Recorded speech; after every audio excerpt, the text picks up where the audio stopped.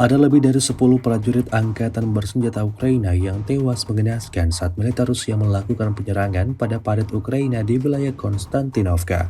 Rekamannya ramai beredar di media sosial Telegram pada Senin 16 Desember 2024. Drone FPV Rusia menghancurkan benteng besar angkatan bersenjata Ukraina di dekat Konstantinovka.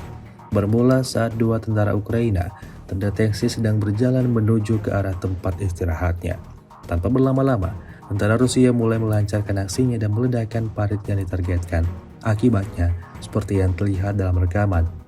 Hingga video ini beredar, beragam respon diberikan warganet.